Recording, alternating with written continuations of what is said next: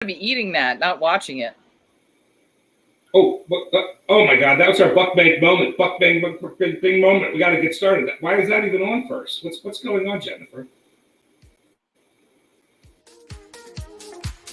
Food and Beverage Magazine Live, bringing food and beverage to life with your hosts, James Beard Award winner Jennifer English and Food and Beverage Magazine publisher Michael Politz. Featuring leaders in the hospitality, branded food and beverage, and CPG industries, many of whom are Jennifer and Michael's friends in the business, for an informal and informative conversation where friends in the business share the latest intel, ideas, and best practices. Live, juicy inside scoop from the tastemakers, newsmakers, bread bakers, drink shakers, spoon lickers, clam diggers, farms, foodies, and friends of the food and beverage magazine world. Here are your hosts, Jennifer English and Michael Politz.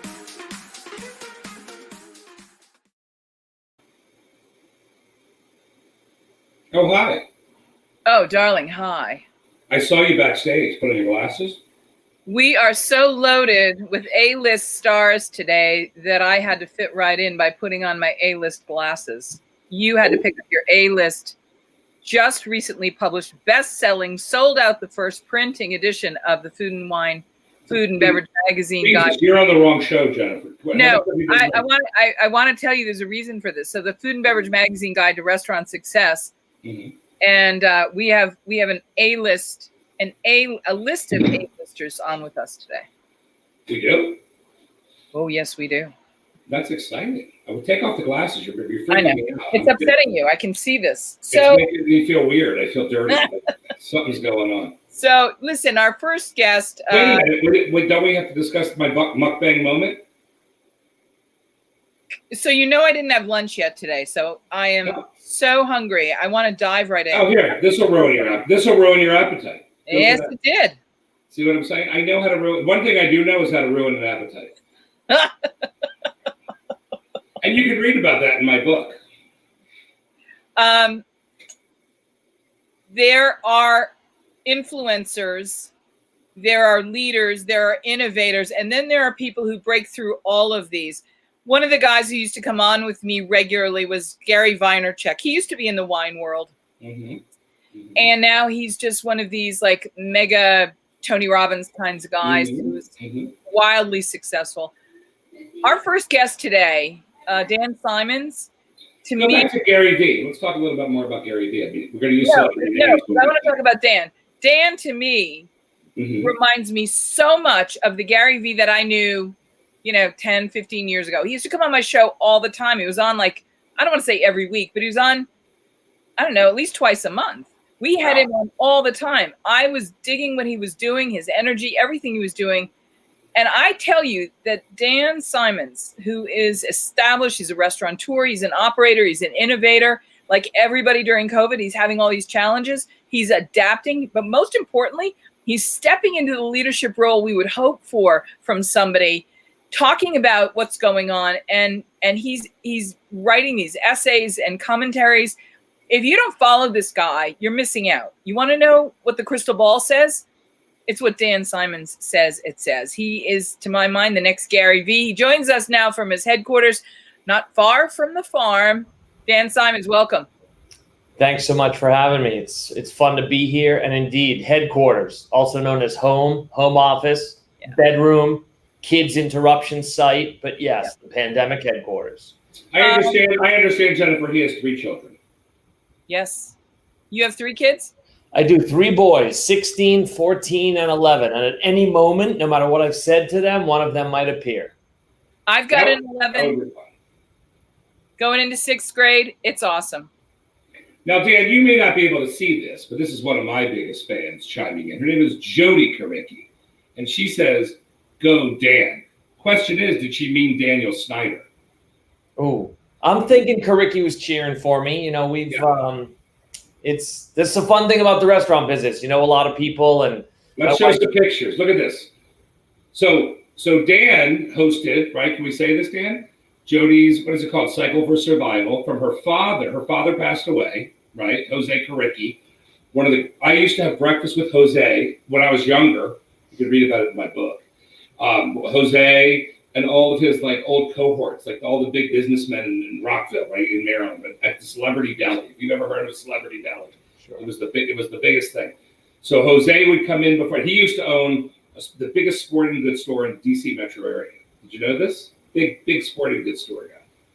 And you're kind enough to host after their ride for survival, cycle for survival, the beautiful little party, right? Go ahead, Dan. I'll let you talk now. No, look, that's just one of the best things about the restaurant business. People, you can get together with people when they're sad. You can get together with people when they're happy. You can find a way. I mean, look, right now we're broke and it's a disaster, and you can still find a way to donate food, help causes. So, that's why I'm in this business.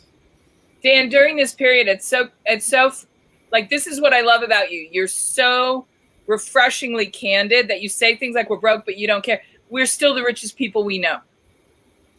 Yeah, I mean, I don't know. Look, there's no promise in this life. Nobody's promised a sweet life. Nobody's promised something easy. And if you are lucky enough to have some good fortune, whether you're born into it or you make it for yourself, there's no guarantee it lasts. So, I already lived in my mother-in-law's basement for 3 years, had no money, had a restaurant fail. Like, it's, here we are. This is what we got.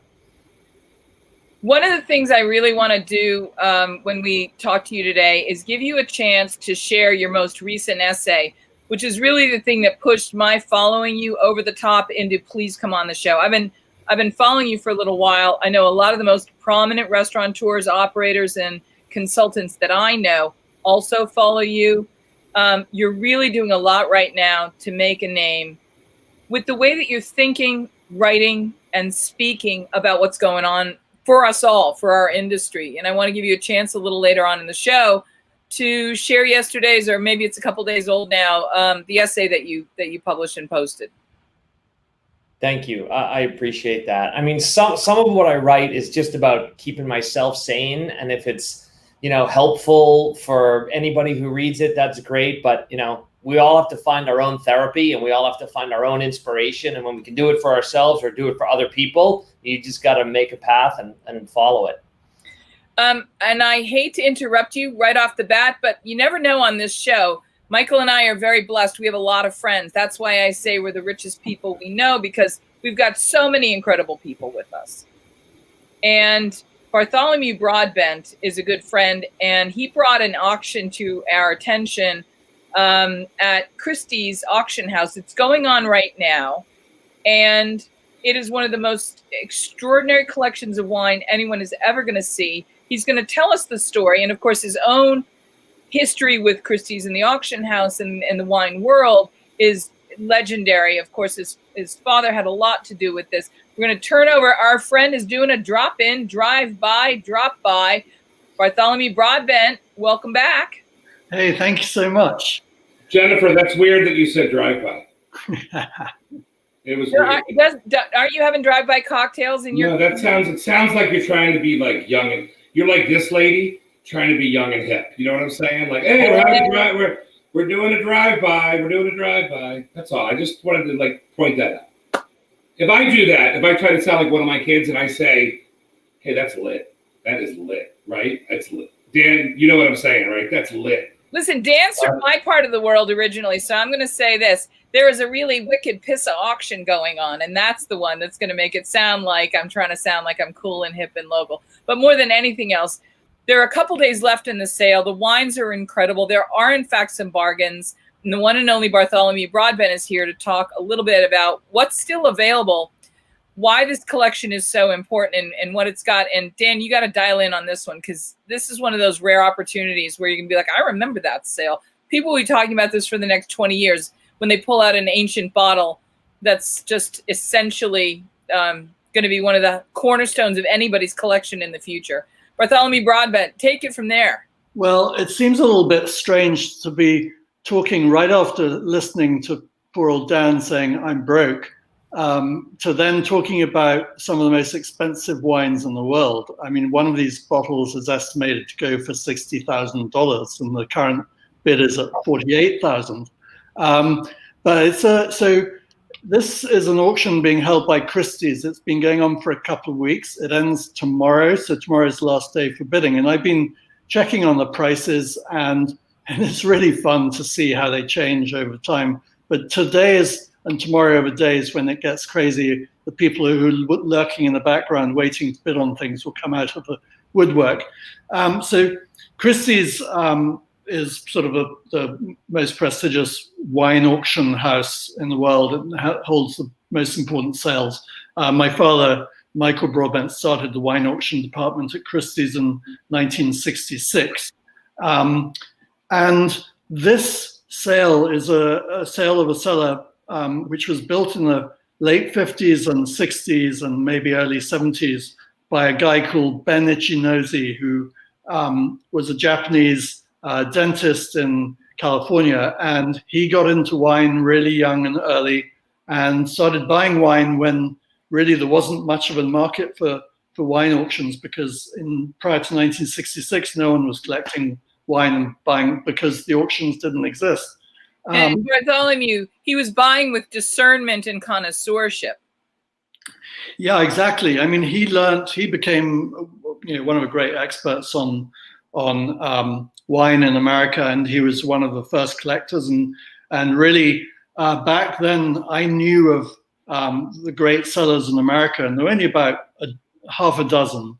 There was Ben Ichinose in California. There was a guy called Lloyd Flatt who had 2 townhouses in the French Quarter of New Orleans and converted them into wine cellars. There was a guy called Marvin Overton in Fort Worth, Texas, and then a guy called Bob Paul and Lou Skinner, 2 people in Coral Gables, Florida. Those were the great wine cellars in America, and they've all been sold except Ben Ichinose wasn't, because he drank them. He drank his wines. He bought the wines to drink. Unfortunately, he died last year, so he can't drink them anymore. But his daughter's a great friend of mine, and I was there at the cellar, staying at their house in January, looking at the cellar. And it is one of truly the greatest cellars in the world. It was built in 3 different sections, 3 different temperatures. One was normal 55 degrees cellar, 52 degrees, where he kept his ports and things like that. Then there was another cellar at about 50 degrees, and then his most prized wines were kept at 48 degrees, which is lower than normal. But the cooler you keep them, the more they're going to age perfectly to perfection. And so this is the most perfectly controlled cellar climate condition that you'll ever find. And also the provenance of wines is impeccable, because he was buying them direct from chateaus or from the Christie's auctions, which started off pillaging great castles in Europe and Scotland. And the cellars, some of the cellars which hadn't been open for 100 years, the kids inherited them and found they had a cellar and didn't really like wine. So my father came and helped them to get rid of it at auction. So this is the cellar that's coming up, and there are some really expensive wines in it, but there are things that even I can afford. So even Dan can afford. There are quite a lot of California wines which don't have any bids on them yet. I know that there are people lurking, waiting to pounce right at the end, hoping to snap up bargains. But some of them will still go below the reserve price, or the estimated price, I should say. So it's really fun. I think you've got a link to the auction catalog, and it's really fun just to look at the catalog and just drool over the most amazing collection of wine to come up for sale. These sort of sales only happen once every 10 or 20 years, and there hasn't been a sale like this in the past 10 years. There's the link if everybody wants to go and visit this sale. Bartholomew, because you're our friend in the business, we like to think that when you have a friend in the business, they'll give you that inside track. What are 2 or 3 lots that you can direct our audience to that you think might be worth either bidding on because it's a little let's say well bought at the levels that it's at? Are there any hints you can give us? The trouble is I'm bidding on themselves on them myself, so I'd be sort of stepping on my own foot if I told you which ones to go for. Well, don't tell us the ones you're bidding on. Tell us. Wait a minute. But wouldn't it be more gentlemanly of him? He would be such a gentleman to tell us what it is you're bidding on, Bartholomew, because you're the closest thing we have to James Bond right now. Not many people called me a gentleman, so don't worry about that. Well, they didn't see that picture that I had just posted of you. Can we show it again? Dan and I are both New Englanders, and so New Englanders like a nice bargain, says so.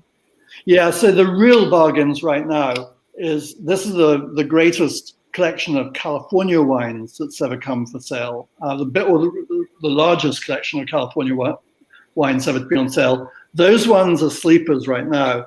And the other real bargains are the German Rieslings, which are fantastic wines and they're sleeping at the moment as well. If you're going to go for the Bordeaux's, you've got to really search through that section to find any bargains. But there are some, and I've bid on some. And then the Burgundies, the ones which have gone the most crazy actually are the white Burgundies. Who knew? I didn't realize there'd be such a market, but those have just gone ballistic. But it's fun just to look at this catalog just for fun, even if you're not bidding.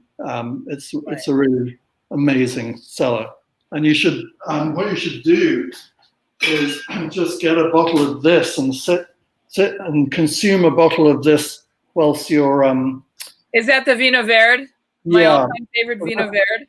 That's my wine. So you just open a bottle of that and look at the catalog and drown your sorrows with this, that you can't actually buy the wines in the sale, the expensive ones. Dan, do you know the Broadbent Vino Verde? It's such a great wine for the cuisine. I went and I looked at your menus. That's the match made in heaven. It sounds like it's at my personal price point as well. So I'm gonna have to get my. Yeah, it's under $10 a bottle, so on retail. So you can probably buy it wholesale. Yeah, Dan, my company, Broadbent Selections, is a wine importer. We import wines from all over the world. And are you in Texas or Arizona? Fortunately, right now with the virus, neither. Okay, but your restaurants are all in D.C., Maryland, Virginia, Pennsylvania. Oh, okay, so I'm based in Richmond, Virginia, but Winebow is our distributor in your markets, and we have a really great. Just go to my website broadbent.com and you'll see what we represent. We have a lot of restaurant business is our thing, and obviously. Just like everyone else who sells to restaurants, we're suffering along with the restaurants, and we hope it all recovers. But Bartholomew, are you familiar with the DC metro area? Yeah. It's an hour away. I don't know. You're in Richmond. Is that what he said, Jennifer? Richmond, Virginia? Do you know who else happens to be in Richmond, Virginia that I just spoke to yesterday? No. I'm going to say his name. He's a great chef. I don't want Dan to get nervous because he's such a great chef and restaurateur. His name is Jimmy Sneed. Are you familiar with Jimmy Sneed, Bartholomew? Jimmy Sneed, I knew Jimmy Sneed when he was, I've known him for 35 years probably. His daughter Jen owns a vegan restaurant. Just actually from my office, I drive past her restaurant every day because it's exactly halfway home. So this circles back for Dan because Jimmy Sneed, was he the chef de cuisine? What was his when it was with Jean-Louis over at the Watergate? What was his position there? He was just cooking with. He was at the Watergate with Jean-Louis. Yeah, the chef roots are amazing around here, and they run deep. Richmond is like a whole nother universe, though. And I had a good time. About 18 months ago, my wife and I went down there, and there was some really great restaurants, and it's a fun little town. You need to get in touch with me. There's your wife. There's a picture. There's his wife. That's a picture. On the right is his wife. Okay, that's all. This is how we do it here. Yeah, so when he goes back to Richmond, Bartholomew, he's going to come down. Yeah, you can come to my office. This is my office. and come and we'll pop a bottle. And do you promise you'll talk in this fun accent that you're using? Look, I don't have an accent. I have a language. You have the accent. No. Oh, that's a good one. Nice. But yeah, I'll talk English to you. I like it. You will, Bartholomew, you'll be glad to know that I actually hold a British passport, and both of my parents are from London, and my sisters were born there. So give me a glass of wine, and I can talk just like you. Yeah, and do you know I import the top English sparkling wine? Have you ever had Gusbourne, the top English sparkling wine? No, but I want to drink some with you. Yep, come on down, come on down. So where were your parents born in England, in London? My dad grew up in Stanmore. And my mom grew up in Wimbledon, actually, although she was born in Austria, and then her family, that was a good time for the Jews to move out of that area. And so then she was raised in London. Yeah, my grandparents lived in Wimbledon, but then they had to evacuate to Devon during the war. It's a great little town. Yeah, I'm really pissed off because this COVID nonsense. I won tickets to the Wimbledon Day 7 on Centre Court. Oh no! Bloody annoying that the 1 year you get a ticket and you can't go because it's cancelled. But anyway, c'est la vie. So this is beautiful. Christie's. Now let's get to Dan. So go to Christie's. Go buy your broadbent wines. Can I say that? I'm not getting paid to say it, but I'm just, he hasn't even sent us a sample. I haven't even gotten a case in the mail. You never sent your address. I would never send my address. It's rude. That's the problem. Who do I look like? Mark Bucher? Oh, nobody knows him. Cut that. So listen, Bartholomew, we'd love you to stick around. Dan's been really, really generous and insightful, and the things that he's been writing and the things that he's been sharing have really been finding a growing audience. And yes, he's a successful restaurateur and operator in the Atlantic area, mid-Atlantic area. But it's his really human global perspective in how we're all going to get through this and what he's been writing that really prompted us to bring him on today.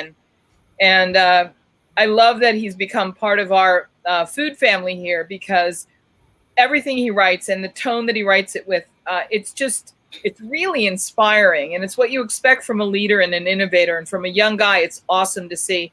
Dan, talk a little bit about tell us about your family of restaurants and how you came to be an operator. You mean his journey? Would that be the word you're using? You're looking for? Yeah, I'll give you the little nutshell. So restaurant ops is all I've ever done. I started working in bars and restaurants in college. When I graduated, I went into the management training program with Fridays. That was back when Fridays cooked everything from scratch. It was amazing, high volume experience. Really learned the details there.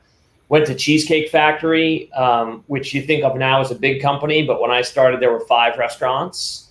And so I moved to Southern California, and again, small company, scratch cooking, and then just grew my career. I left when there were 30 restaurants. And so I grew, the company grew, did some other things, worked with a market and bakery in Phil Romano in Texas, and kind of expanded beyond just restaurants into fresh food and home meal replacement and catering and bread and pastry. And then when I was 30... Can I just stop you right there?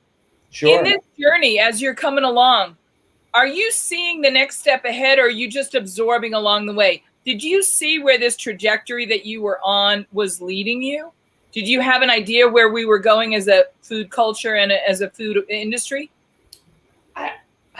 Probably not. I think that would be a little bold, a little revisionist to say that. I mean, I wrote my first restaurant business plan when I was in college. So I can say that I had a vision for myself. I wanted a shot to be in charge of something and to have nobody to blame but myself. But I knew I had a lot to learn before I got there. And then, watching the industry change over time, I think that I always knew that company culture and, I never thought the customer was always right. I thought that the employees and the team was what mattered and was what really won the game on behalf of the customer. Right. So I think I always knew that, and that has proven out to be right. And fortunately, the industry is starting to see in many corners a shift towards a human-centered or an employee-centric experience. But I can't say I had like an exact vision. I got a little lucky with the whole farmer-owned thing. So keep going. How did you get to farmer-owned? By the way, Jennifer, that is a really great tactic you're using for interviewing. Like, okay, so keep going. Are you from the valley? Like, okay, so keep going.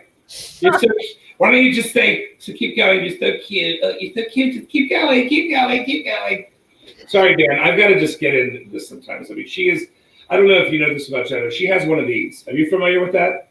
Yes, I know that, and I know Jennifer, and I think that she can say whatever she wants. Oh, here we go. Even though listen, Dan, my roots are right around your corner. You know what I'm saying? My roots. So let's go. Let me just ask some questions. Jen, do you mind if I probe a little bit? Do a little probing, because I'm sure because as the writer, author, and publisher of the Food and Beverage Magazine Guide to Restaurant Success, you are extremely well equipped to do so. But not to mention my magazine and 12 million monthly readers. But more importantly, back to Dan. So Dan, so you went to Montgomery County. Is that your first restaurant? Is that in Maryland? Is that where you started? No, it wasn't where I started. My first restaurant was actually just outside Dallas, Texas. That was my first one, and that was my first big, spectacular failure. Right. And then when I moved back here to Montgomery County, and then our first farmers restaurant, which is called Founding Farmers, we opened downtown DC on Pennsylvania Avenue. And then my second Founding Farmers was Montgomery County, Maryland. Ooh, downtown DC, that's a big move, right? That's good. That's fun. A little scary? Really scary, and coming on the heels of having failed before, I think it took some courage, a little more stupidity, and frankly, someone else's money. So that was sort of the recipe, and then we went for it. We got a great partner with the North Dakota Farmers Union. Oh, wow, it's beautiful. That is beautiful. We're able to put together a totally mission-driven vision of a whole new business model, an economic model, sharing profits with farmers, putting mission over profit, but still with the goal of generating profit. And so that's what's let us, play the long game over the years. And I think if my restaurants, our restaurants survive this pandemic, it will be because of the culture and the DNA of the company and the business structure and the original vision, I think, is what'll get us through. But there's no guarantees we survive. No, and we've never met, Dan, but I saw your name. I knew the name of the restaurant. I left DC a long time ago. I grew up there, DC area. I went to American University. I know all the I like to call them my little Yentha clan, right? All the Yentha clans from Bethesda. I spent my formative years at Pines of Rome, right? It's all these great restaurants, and of course all my uncles and cousins. They all own businesses out there, and what you're doing is so awesome, because everybody wanted. There was a point where he is, Jennifer, became very chainish. Not necessarily Friday's chainish, more like Cheesecake Factory, that level of chains, right? Mm-hmm. And then he sort of broke out of that, which was nice, right? And but then you're now some guys like Kava and all these other guys are there, which I've never been, but I hear a lot about it. They're sort of becoming the chains from there, which is exciting. Yeah, I think that I definitely saw that. I mean, I call it chain restaurant hell. And so strategically, we look for the places where the guests have nothing but chain restaurant hell. And then I see an opportunity. The great thing about the chains is they know how to operate, and they're consistent, and they're professionals, and they're business people. And that's your roots, bro. That's where you came from. And so I understand.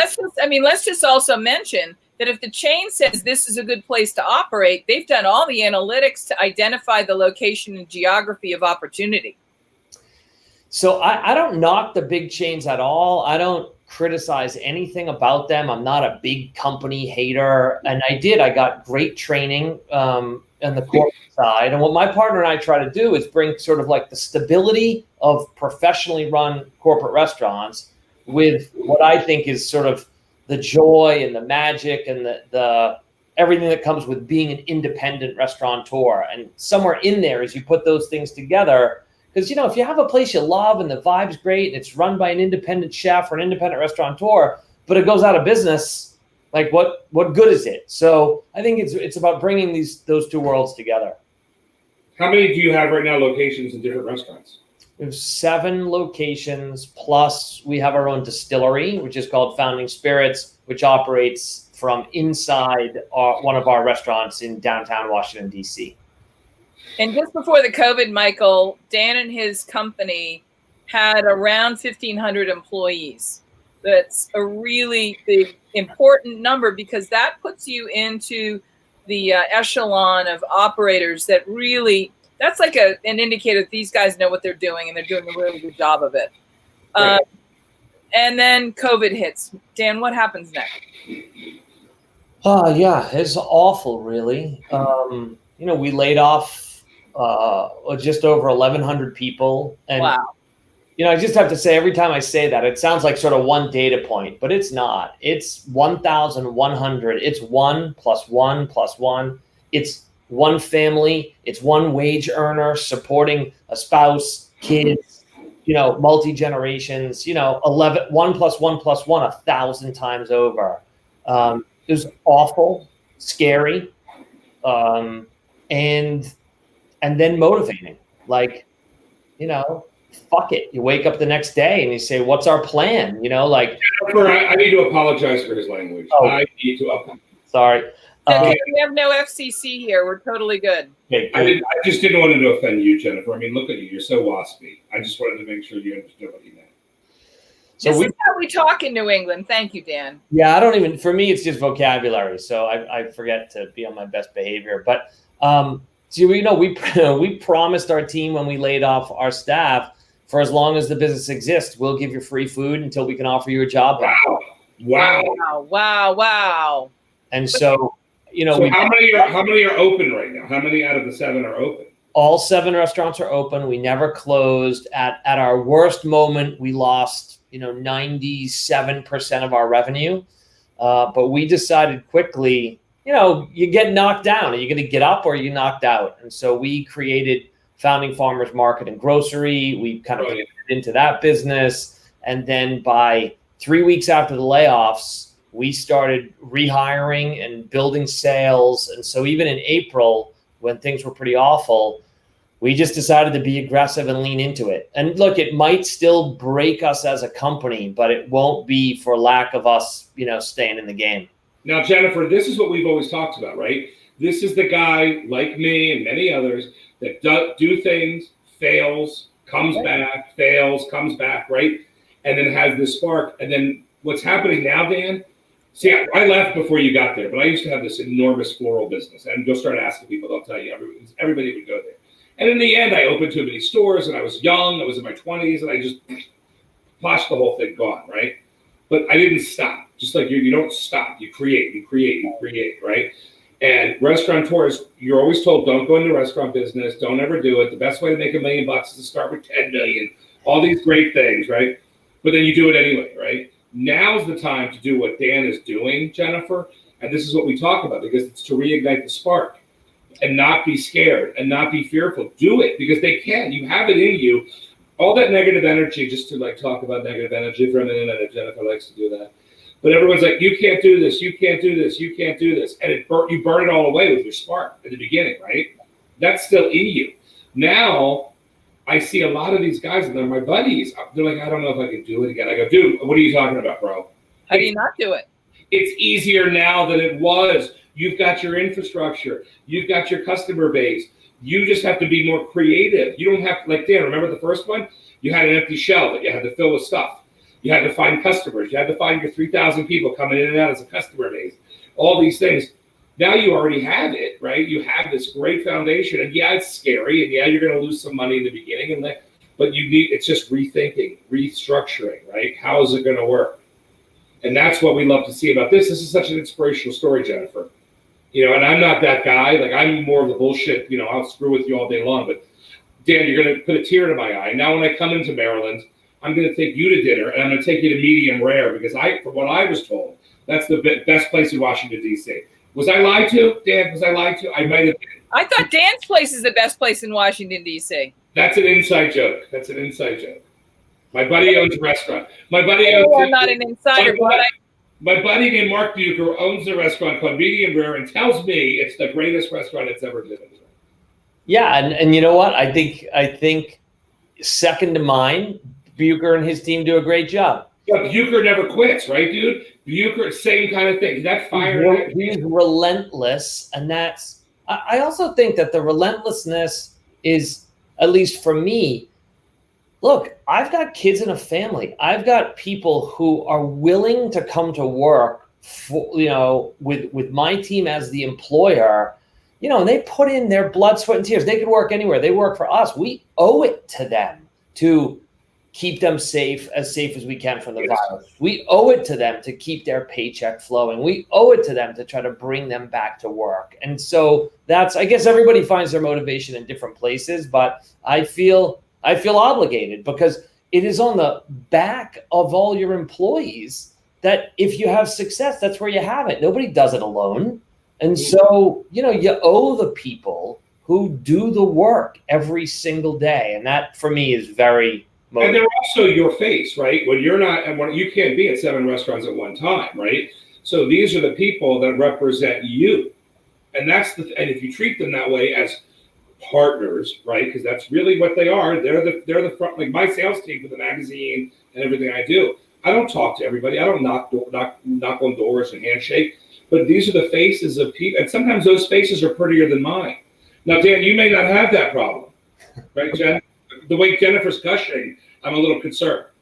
But no, but that's the case, right? You walk in, you want to see, hey, oh hi, oh my God, how have you been? It's an extension, and I think they feel that from you, But we can also talk about restaurants all over the country that we don't feel that from, and we can also talk about those same restaurants that have closed because of that reason alone.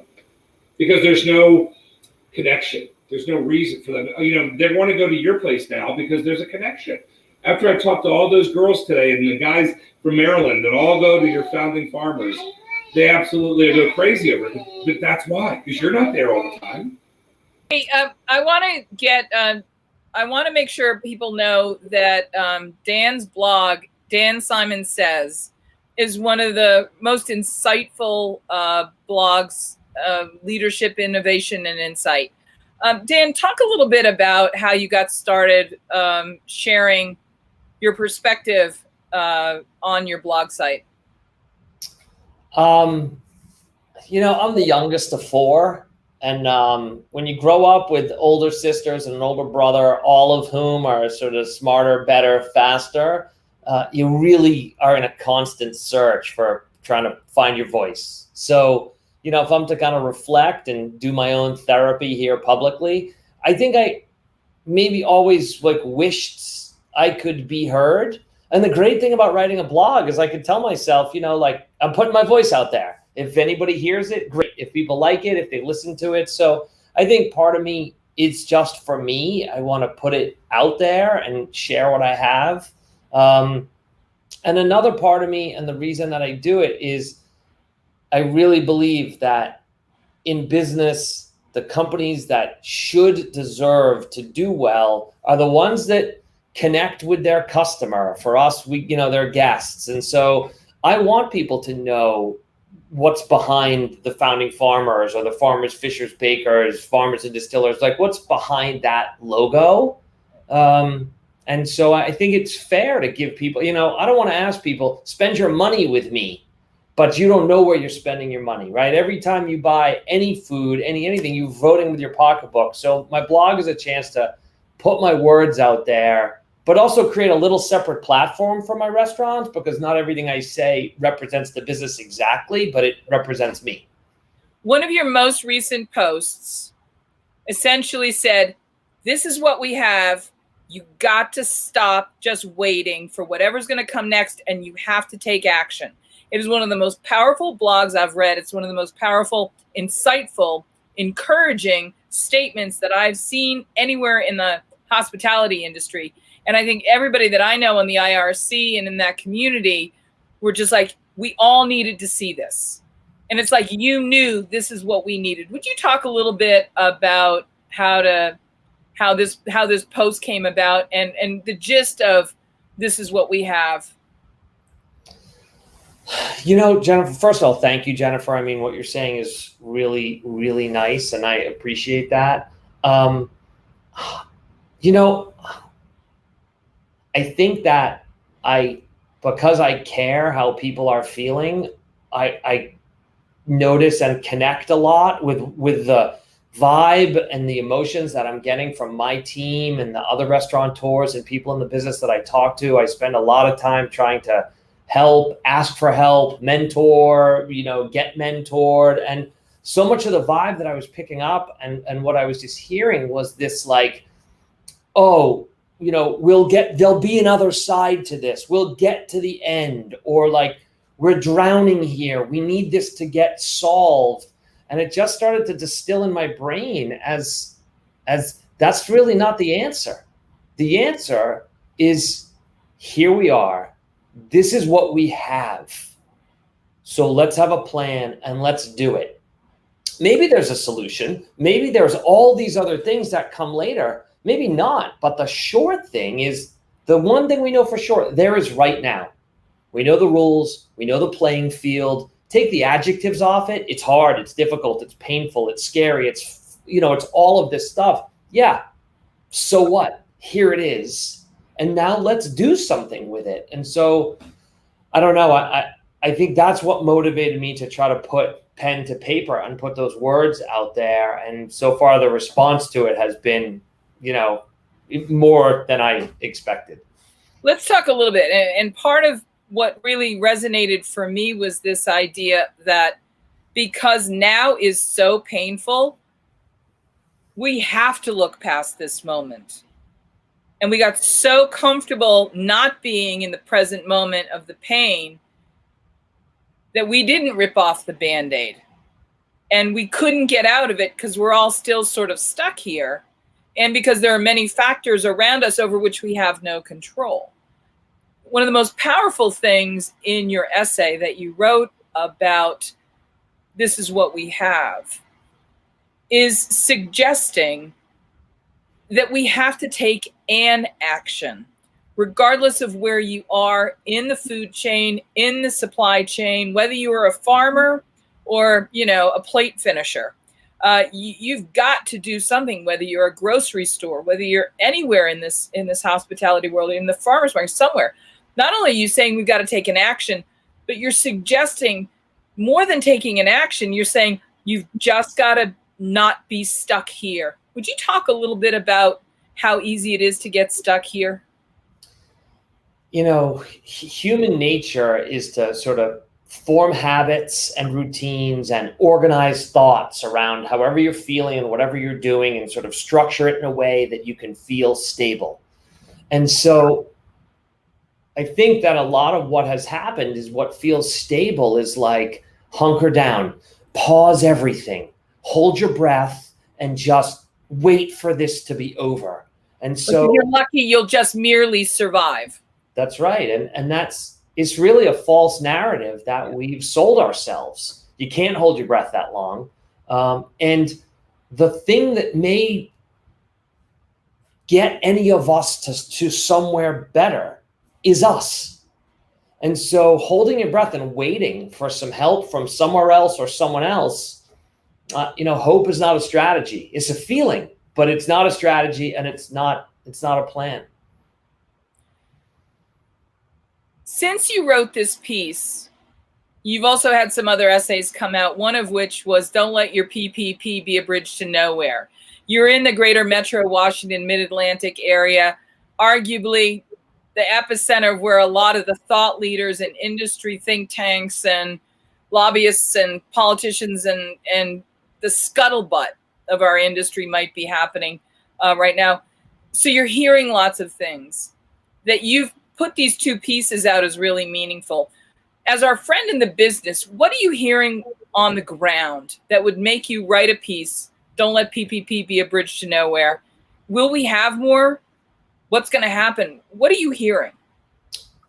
So, Jennifer, I'll tell you, I am fortunate, to be in DC and to have the opportunity to talk to some of the senators, directly, and folks I've known from the restaurant and while I'm not a corporate restaurant guy by any means, but to get sort of plugged into some of those communications. And I will tell you what I'm hearing. What I'm hearing is that our industry's blueprint that we, that folks are lobbying on behalf of, that the IRC's worked on, that a lot of smart, plugged in people who are right about what we need, that those proposals are dead on arrival.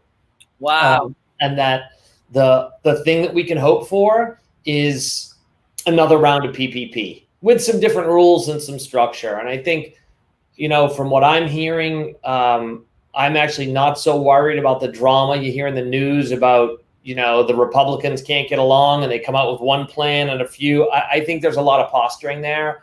I think there will be another round of PPP. I don't think there's going to be a specific focus on our industry. I hope there is, and I think that PPP with some revised rules can be very good for us. And I would encourage everybody to, reach out. If you think you're not a lobbyist, yes, you are. If you think you don't have a voice, yes, you do. Get on the web, find out who your reps are, find out who your senators are, and just send an email. Your voice matters. If you're anywhere in the chain in our industry, no matter what you're doing, your voice matters, and we can affect things. So I'm not expecting a restaurant industry specific thing, at least not in 2020. And that's, and look, what do I know? But that's how it looks. And so I wrote that piece, don't let PPP be a bridge to nowhere, to try to make the point with hopefully some of the folks who will read it in Congress, who can understand, do something, right? Because otherwise what you have done is actually a waste of time. It's like giving somebody CPR for 15 minutes and then stopping before the ambulance gets there. Are you a hero? They're dead now. And so if you want to, change your approach to CPR, but you got to do something to keep the heartbeat going, that's what our government needs to do. But if there's not access to capital and an infusion of money and support into our industry and retail in general, the devastation, which will already be bad, is going to be absolutely awful. Given that you're an operator of substantial impact in your region, given that you've got proximity to the politicians, lobbyists, and legislators, given that you've got a real fantastically clear crystal ball and your ear to the ground, that you're sharing these things with us, let's just suppose that in the next 6 months through the end of the year, if things are challenging, if there isn't monies to replace the funds that are stopping at the end of July, and people get in our industry and all over the country that have lost their gig and are then losing their financial support, we're going to have these waves of people who are in need. Your displaced employees, your furloughed employees, had you to come to for some food and their family got fed. What do you think could happen? What are people talking about could be the next wave, if you will, of consequences? And how are we as an industry needing to have a wake-up call to that and a backup plan for those? And again, I don't have a crystal ball. I just see what I see and I say it. So maybe it's right, maybe it's wrong. I think you're going to see the lines at the food pantries get even longer. And I think you're going to see that Jose Andres, while it really feels like he was like dropped, I'm not a big, believer in a higher power, but it feels like this guy was like dropped from the heavens. Jose Andres can't single-handedly feed everyone in America who's hungry. He is an amazing role model. I think you are going to see hungry people. I think you are going to see food insecurity grow. And somewhere in there, aside from it being really scary, is an opportunity for people who know how to produce food. I think we're obviously going to see a reduction in the unemployment benefits, which will force some people back into the workforce, even those who are scared or nervous, which I respect and understand. So I think there's probably a combination of it might get a little easier to hire folks, which could be helpful, while I think there's still going to be so many people out of work, especially with this potential next round of closures or government restrictions, which again, I'm a fan of flattening the curve and putting science over certainly my own economic interest. But I think there's an opportunity for restaurants or people who know how to cook food, buy food, make food, sell food, to meet the customer where they are. Find out where your guest is. If your guest wants you to meet them at their house, or meet them on their porch, or meet them at the curb, or meet them outdoors, or meet them at the park, then sell them picnic baskets. If your local county or your local state is going to put money into the food pantry, which the local governments are doing, and if they're not, they need to be doing it, you don't want those food contracts going to the usual suspects of the huge corporate providers. The big corporate food providers, they have access to capital. They're sitting on millions of dollars. It's the small independents like us and all the other folks out there that need these local contracts to cook for the food pantries, to help the government supply food boxes. And somewhere in there, I think there are opportunities to get some revenue and get some grant money or some local business money to cook food for the folks in your community who need the food. So that's where I see some optimism, because that part of the chain can come together and do some really good. Jose Andres and the World Central Kitchen has a new adapted model for decentralizing some of the, my friends from Chiltipic are with us. Gloria Badia is here. Do you know Chiltipica's products? We've got to get you hooked up with them. Thank you. Hi, Gloria. I want to make sure that we highlight, though, that this moment in time is really powerfully possible, because we, as an industry, as people who know how to cook big, make a lot of food for a lot of people, and World Central Kitchen knows this particularly well. They're now partnering to decentralize, for funny name for the World Central Kitchen, but they're decentralizing in partnership with local restaurateurs. Have you joined them? I have, and Jennifer, let me say. Would you address? I wanted to have you sort of tell people about how that, because people might say, how does that help an operator? It's incredible, and what they did. I mean, will you describe it for people? Sure. So World Central Kitchen is able to attract, now at this point, large donations, whether it's government money or independent donations or however they get their funding. And what they realized that they could do is that they could contract with smaller restaurants. And so I had an opportunity for about 6 weeks with one of my restaurants, and we produced 1,800 meals per week. Wow. And they paid us for them.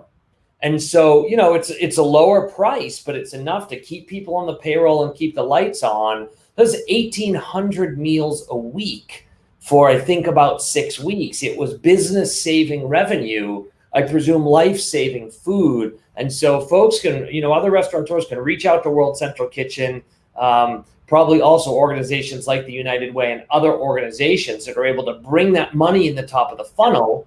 And again, contract maybe a small restaurant who can make, I don't know, 600 empanada platters a week. And then if one of these charities can buy from the independent restaurant, handle the logistics, the ordering, the pickup and delivery, it really is an incredible program.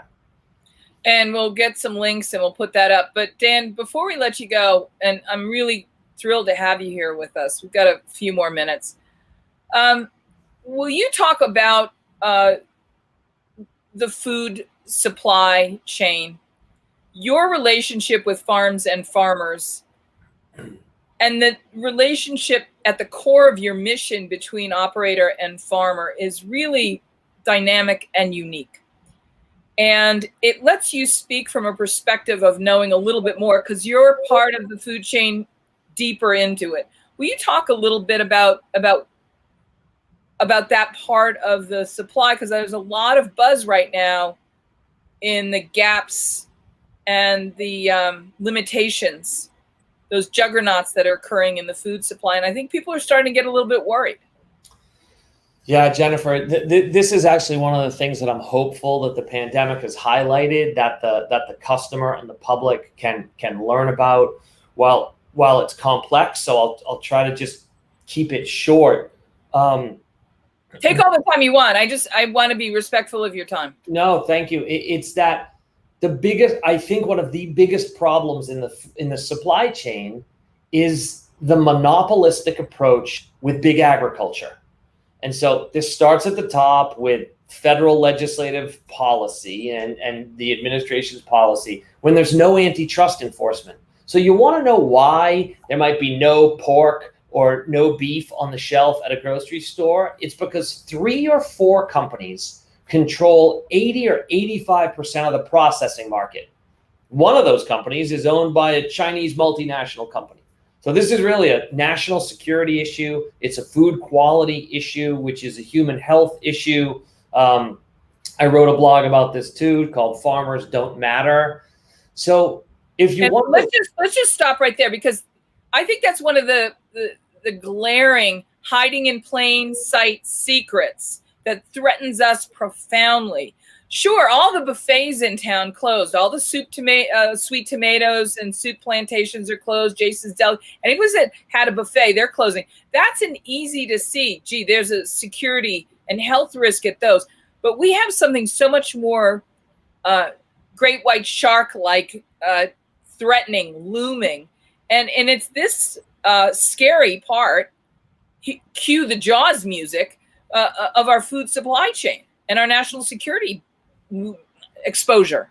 Yeah, antitrust legislation directed or antitrust action directed at big agriculture is one of the solutions or one of the places to improve this. It would make our food supply chain so much more resilient if there were 40, 50 processors of pork, beef, and or even value adders through the plant-based supply chain.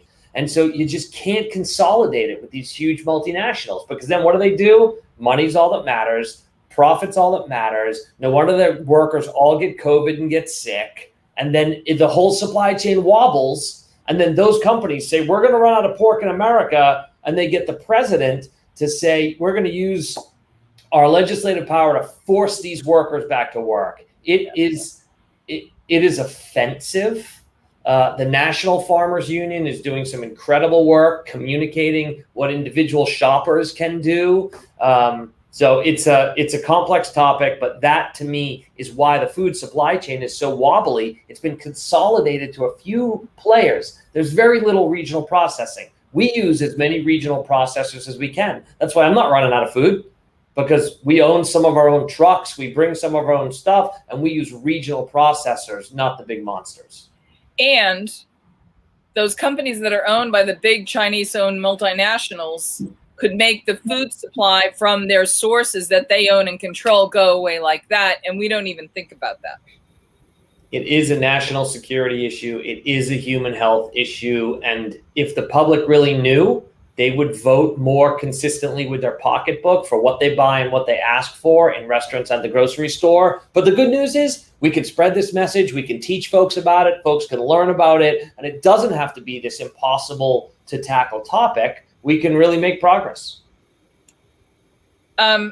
This kind of quasi crossroads where the hospitality industry and, public policy and politics swirl around together is the place I know Michael and I would like to go all the time.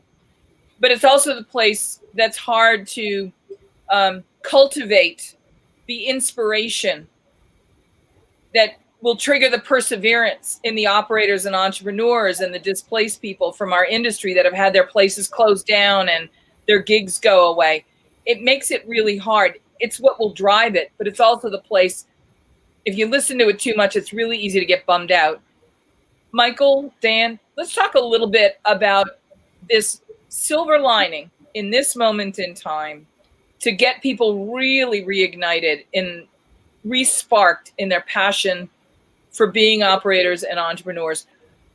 From your own standpoint, Dan, what are you going to do? Are you going to be a ghost restaurant? Are you going to do more to go? You were talking about picnic baskets. What are 2 or 3 things that you really see as being viable no matter where the track of this roller coaster goes?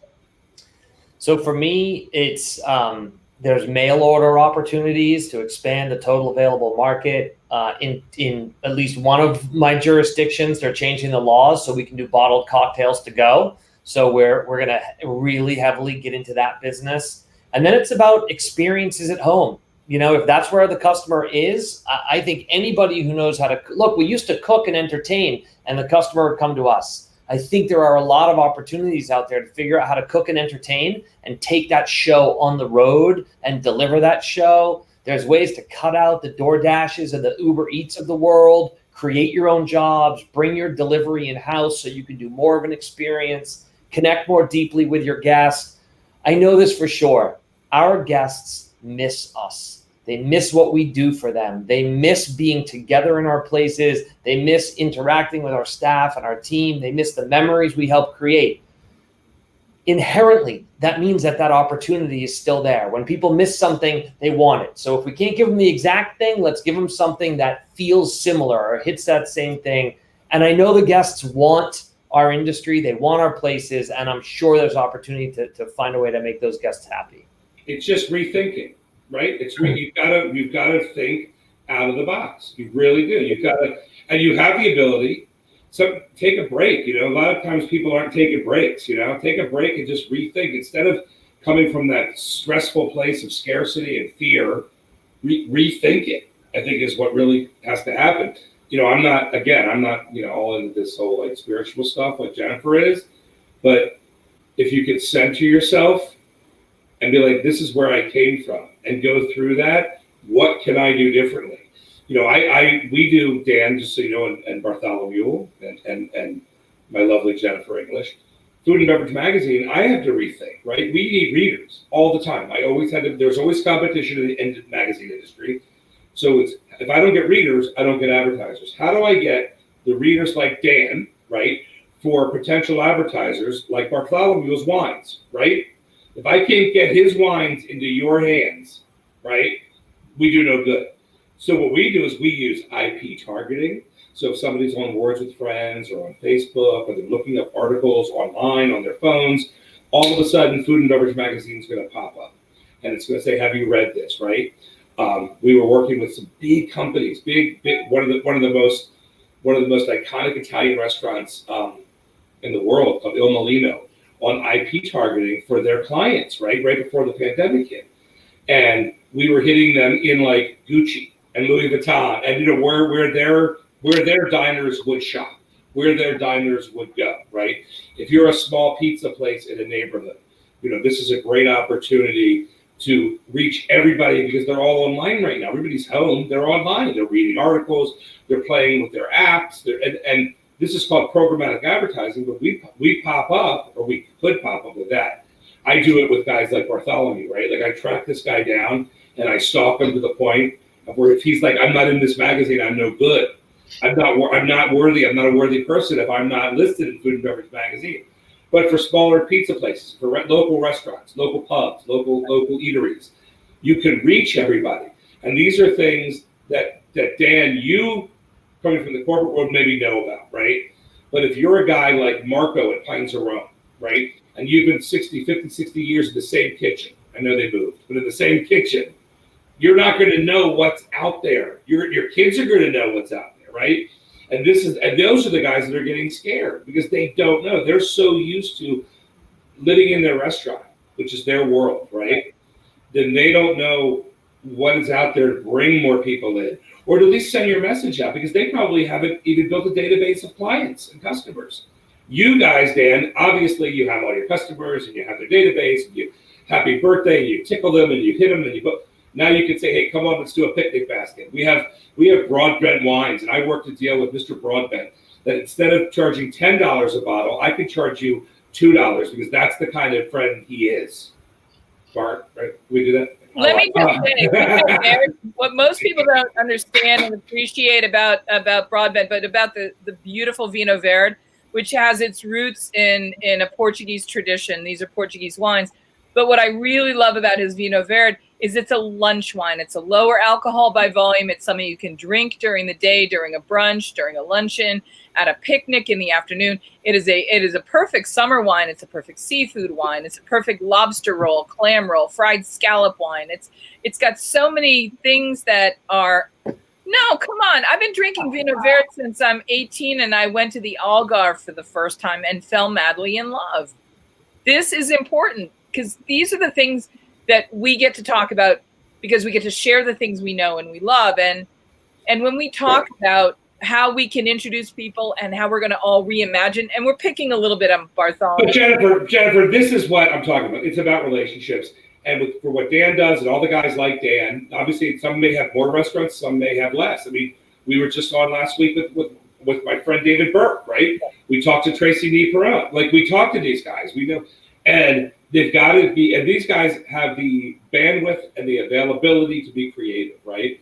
This is where guys like Broadbent, right, need to come into their restaurant clients, and it could be your distributors doing it, and giving them ideas on how to survive. And I could probably tell you, Dan, has one of your liquor distributors come to you and said, I got a great idea. If I could put you with this guy and we could push this out and market this, they don't do it. They're not thinking out of the box. I literally had to do that recently for a brand. It's called Ledoux Spirits. It's a country music whiskey, about a country guy whiskey.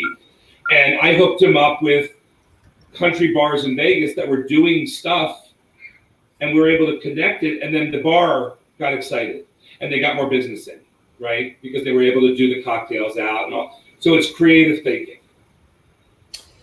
Yeah, I mean, I think it's difficult to plan the battle when you're in the firefight.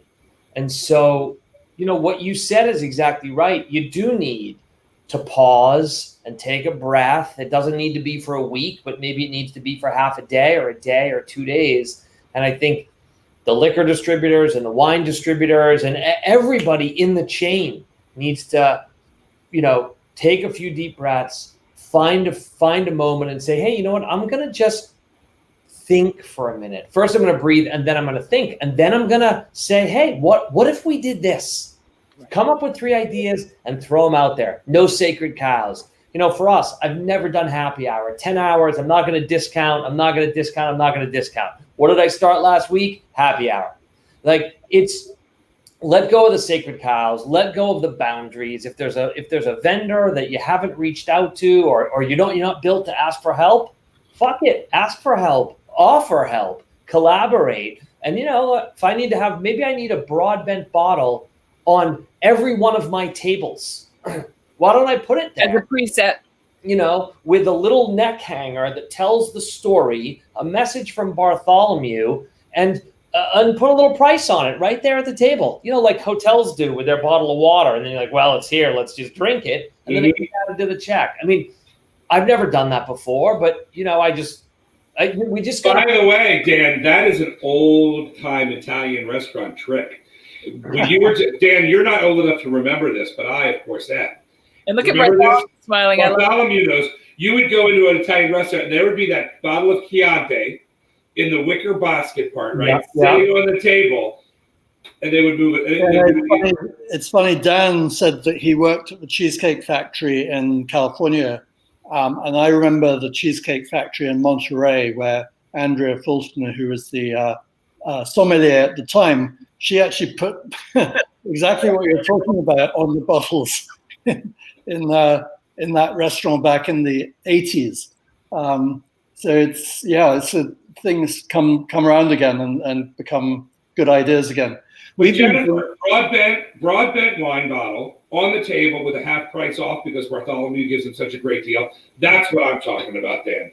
No, but we've also been doing some really creative stuff with restaurants where we can do, you know, one of the lasting positive things about the COVID crisis is that basically Zoom calls or whatever you have, you're using StreamYard, whatever it is, these things are going to become permanent things. And it's given opportunities. For instance, we have a winemaker in Argentina, Duna Weinet, who can't come here very often. But now we've got her doing Zoom in-home tasting at people's houses. And what we can do with restaurants are things like, we do winemaker dinners, but instead of doing it in the restaurant, you get you send it out to your mailing list and you get 20 people to do a takeout dinner, and we do a Zoom tasting with them and things like that. There are lots of creative things that you can come up with in this. Now, Bartholomew, have you sent that message out to the people that carry your products? Have the distributors brought that to their tables? Have they said, hey, I know you need it. Well, you can now you get a home delivery, whatever, pick it up, and you get a bottle of wine, and we do a Zoom call, and Bartholomew Broadbent is on that call talking about Yeah, and it's not just me, but we've got in our company we employ 2 master sommeliers, and we also have other highly qualified people who can talk about wines. So here's a question, Dan. Has any distributor come to you and said, "Let's do something like that"? No, I think that the distributors, and I get it, I understand it. Everybody's in a firefight, and that's why I'm saying and look, it's been a firefight, and it still is every day, right? We have all our COVID protocols, and we've got health safety checks for everybody who shows up. I always have somebody who's, at the doctor or out on sick leave. We're trying to figure out a new business model. We're at the same time as a country and a business dealing with race relations and making sure that we're learning to see through the eyes of people and build, truly respectable workplaces that care about people. So you have all this. And it's easy to deal with the urgent and not do the important. And so what I tell myself, I have little reminders on my desk, like every now and then, take a breath and think. So when you're just running on instinct and you're in the firefight, you're not going to do it. But there's a lot of bright minds out there. We just need to remember to put some oxygen into them and then get some folks to do some collaboration. And I think that's where you'll see the best ideas and new relationships and paths forward. And only some people have to figure it out, and then the rest of us can copy them. That'll be great. Yeah, of course. And it's sharing of best practices, which is one of the things that we've hoped to do here. And again, you've got a generational success story in the Broadbent portfolio that gives you literally generational expertise of best practices on the ground, and everything from the old Chianti bottles to maybe doing something modern today where every Go box has a Vino Verde, or you have a tasting and a pairing to go with the boxes that go out of the picnic baskets you refer to.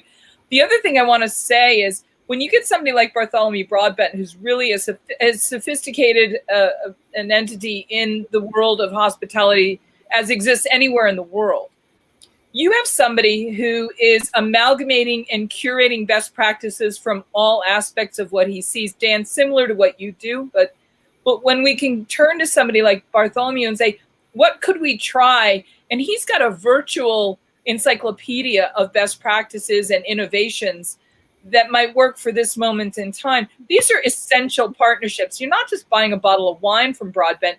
You really are at this now level getting the benefit of this experience. Oh, come on, now stop it. If you go to my website, there's something on the navigation panel. There's something we've got called the Hitchhiker's Guide Around the World, which is something we really put on for retailers to sell packages to their clients, where basically they have a master sommelier in the house talking about the wines which they bought to drink, and we could do that with restaurants as well. There's no reason why it couldn't be restaurant clients who are, you charge your clients a fee, and they get to have a master sommelier in their house talking about the wines which they bought from the restaurant and things like that. There are lots of really creative things we can do. I think, Dan, your wines are all bought by the wines in your restaurants, I believe, are bought selected by an outside company or a consultant, or no. Or you have a core buyer? Rachel Vistica, she's one of my team. She's worked with us for a long time. She started as a bartender. She's got a great palate. She knows the product, and Rach and my partner Michael select all the wines. Fantastic. I will get from Jennifer afterwards. So I'll get your email address so you can put us in touch with Rachel. And we'll see what we can come up with as a creative idea for your group. And that's what we do here. We make relationships, right, Jennifer? I love it. These guys already have. So let's thank your friends, Jennifer. I'm getting screamed at by a 3-year-old. If you guys can't hear that in the background, he doesn't want to be on television. It's you making a noise. It's my stomach. He doesn't want to be on television today. I asked him. I said, "Come to be on television." He didn't want to. Oh, here you are. Would you like to be on television, Jennifer? Please, I'll let you take this. So we're going to say thank you, Bartholomew Broadbent from Broadbent Selection. The Christie's Auction House auction of the Beninci Nosy collection is in the full final stages, and there are indeed bargains to be had. There are still wonderful wines to discover. These are the wines that you'll be very proud to be pouring right now. And at this moment in time, when you wake up and you don't feel grateful for the fact that you woke up, if today isn't a special bottle occasion, I don't know what is. And I don't know any better way to celebrate it. Bartholomew, thank you so much. You're welcome. I'm going to take my dog home to feed her. And I'm quite lucky because our air conditioning went out, so my family's all gone to my in-laws, so I get to have the house alone. It's really, really nice. Thank you, sir. Good luck at the sale. And we're going to wrap up with our friend Dan Simons and give him the last word. I want to make sure that you know how grateful we are that you were with us today, that we got to introduce the people who haven't found your blog yet and your really wise, generous expressions of where we are at this moment in time. And I want to give you the last word.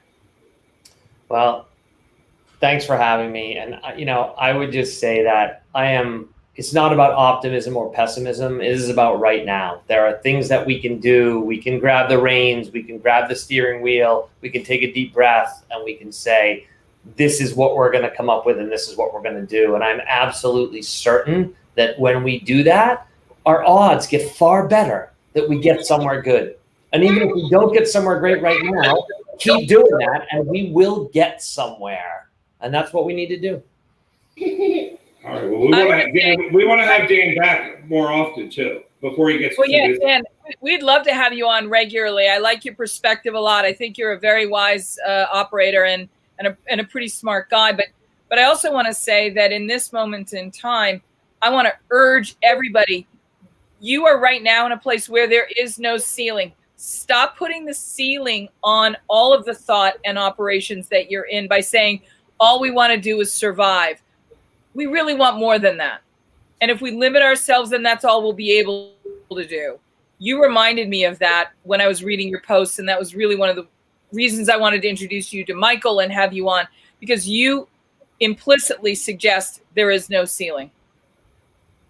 Thank you, Jennifer, and thank you for Michael. It's really nice. I appreciate you both having me here and sharing the information. And you made me smile, and I laughed a few times, so that's also good stuff. Well, I just want you to be a good sport when people come into the restaurant and ask for you and say they know me. I want you to don't ever say you do. It's I never met the guy. Never met the guy. I'm gonna have to play that out each time. I'll see how. Bet each individual person. Perfect. Right. And when he's urging you to do a mukbang box in your to-go picnic basket section, don't do it. Don't do it. Don't do it. Mukbang, it's our new thing. We're going to do, I told you, we get the mukbang moment. I love this. This is what we're doing, Jennifer. It's so not foodie, right, Dan? It's so not snotty foodie, right? I'm not exactly totally sure what to make of it and exactly what it all is happening there. So I'm just going to plead the fifth. Yeah, just plead the fifth. It's a very interesting thing. It was like Little Tavern in the 80s. That's all I'm saying. You weren't even around then. You wouldn't even know what I'm talking about. It's Little Hamburger. Jennifer, can we say goodnight and say thank you to Dan and good night? Thank you. And tell everybody the name of your blog one more time. DanSimonsSays.com. Beautiful. Thank you, guys. Thanks, Dan. Whether you are thinking about becoming a restaurateur or you are already in the business, Michael Politz has written a must-read, The Food and Beverage Magazine's Guide to Restaurant Success. Pick up your copy today at Barnes & Noble, Amazon, Books A Million, or wherever fine books are sold.